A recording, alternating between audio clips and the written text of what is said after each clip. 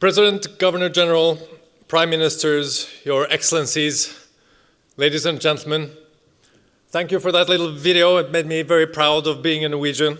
That was good. I haven't seen that before. When I was 19, right after high school, I joined the Navy. And while studying navigation at the Naval Academy, I became very interested, or more interested, in maps and the way they are projected. And I find this map of the Arctic fascinating because projection matters. When we change our perspective, it enables us to see the world from a different angle. A change of perspective helps us identify with others and immerse ourselves in their view. Changing the perspective redistributes power and position. And this is vital for progress, for development, and for solidarity. This particular map presents an image that differs from the view of the world many of us have. This particular map is of great importance, not just for the 4 million people who inhabit this area. It is important to all of us.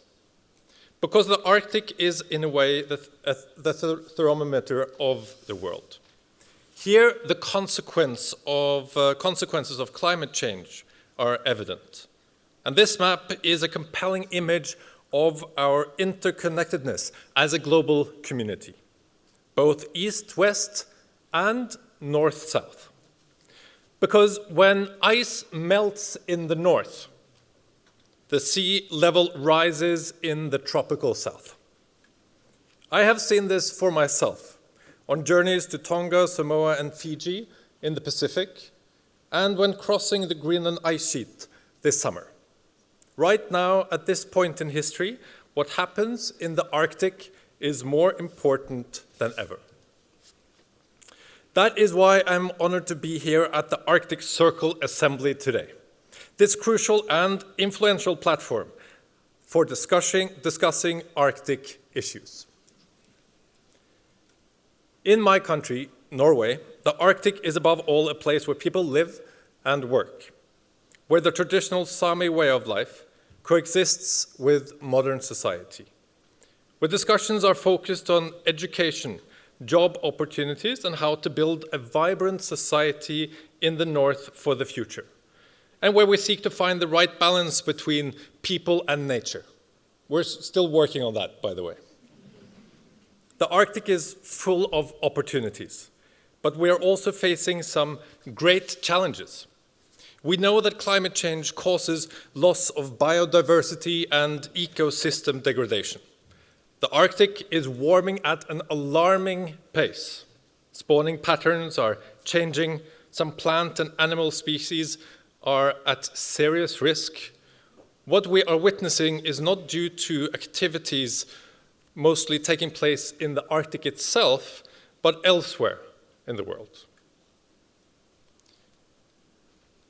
What we choose to do at the national, regional, and global levels to reduce air pollution and greenhouse gas emissions will benefit life in the Arctic and its natural environment. And this is our common responsibility. Sustainable ocean management is vital to mitigate the effects of climate change. In order to deliver on the Sustainable Development Goals, the world must produce more from the oceans. But we can only do this if we manage to protect the oceans better. We need to bring the ocean back into balance. At the global level, the high-level panel for a sustainable ocean economy, co-chaired by the Prime Minister of Norway and the President of Palau, has shown that we can build an ocean economy where effective protection, sustainable production, and equitable prosperity go hand in hand. The panel's action plan identifies measures needed to achieve sustainable ocean economies based on scientific studies and sound knowledge. Key to this is that all coastal and ocean states establish integrated and sustainable ocean management plans. At the regional level, a Nordic ministerial Declaration was signed in Oslo in August. It presents bold ambitions for advancing the green transition and a sustainable ocean economy in the years to come. The essence is this: we need people in the Arctic, and we need to strike the right balance between protection and development. To mitigate climate change and to ensure both the protection and the development of the Arctic, we must continue our efforts to achieve the green transition. I am optimistic about the opportunities green innovation and technology offers. Advancing the green transition and expanding our knowledge of the Arctic will require stable, long-term and ambitious investments in science and research in the North. It will be critical to develop the green energy and green shipping sectors. Research activity in the Arctic is a cornerstone of Arctic cooperation. Norway has facilitated international polar research in Svalbard for more than 50 years. At Ny-Ålesund Research Station, more than 20 research institutions from 11 countries are conducting long-term research and monitoring activities. Scientists are working together to gain greater understanding of the environment, climate, oceans, biological diversity, and meteorology. As I mentioned, I was lucky enough to be a guest of our Greenlandic friends earlier this year. I was fortunate to participate in an expedition organized by the University of Tromsø, the Arctic University of Norway.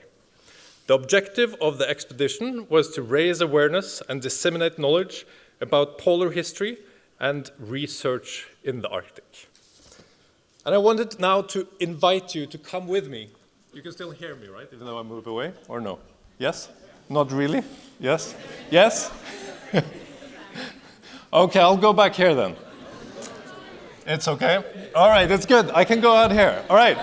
So I wanted to invite you to come with me to a day in the middle of Greenland on the ice sheet.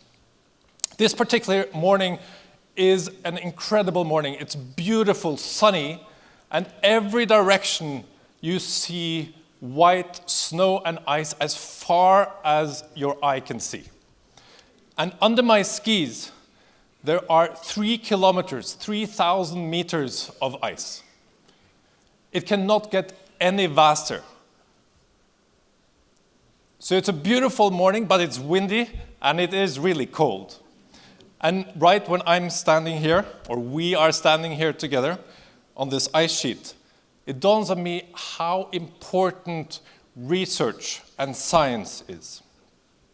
Because without science, how can any of us understand the impact of our way of living has on the ice sheet in Greenland and on the planet, on the lives of billions of people?